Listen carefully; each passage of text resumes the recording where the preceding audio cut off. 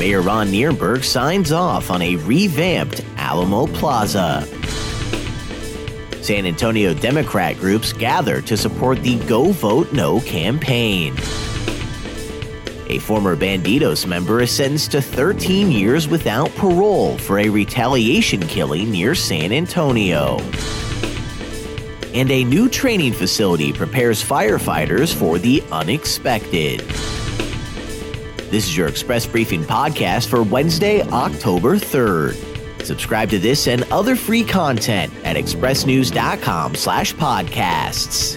And get each day's top news and sports headlines delivered to your inbox at expressnews.com/newsletters. After showing some initial hesitation, Mayor Ron Nirenberg now is on board with an ambitious plan for Alamo Plaza that will triple its size, make it more reverent, and feature a new museum and visitor center. Tuesday, Nirenberg joined Land Commissioner George P. Bush in supporting the public-private project that has been in the planning stages for 4 years, with the City Council to consider the plan October 18th, having already endorsed some of its general principles. Critics have said the plan is moving forward too quickly, but Nirenberg disagrees, noting that while it still needs more design work and fine-tuning, the plan strikes the right balance.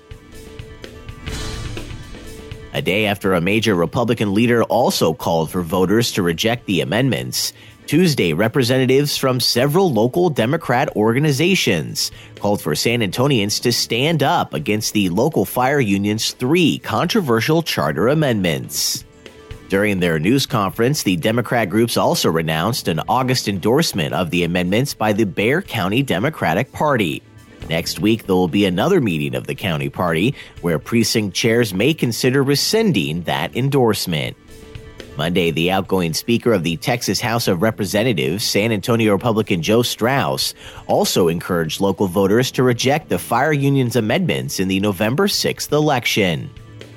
The amendments would make it easier to use referendums to challenge council decisions, including on tax and utility rates, cap the salary of future city managers and place a term limit on them, and give the fire union unilateral power to decide when contract negotiations would be taken to binding arbitration.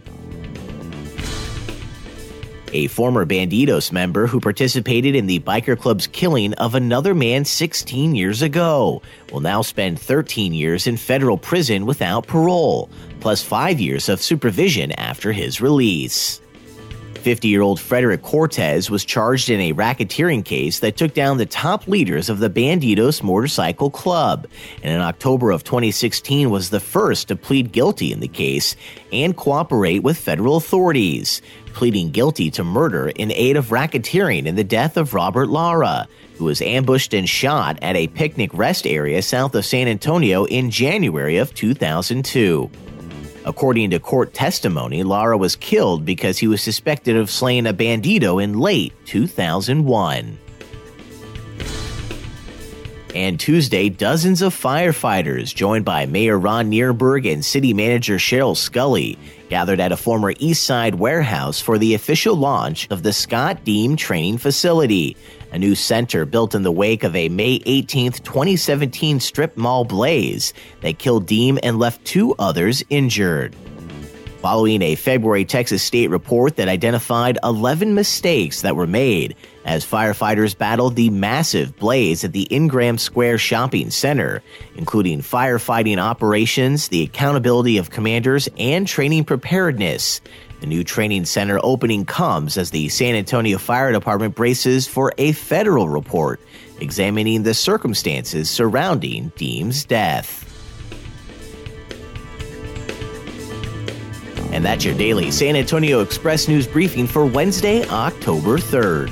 Subscribe to this and other free content at expressnews.com/podcasts.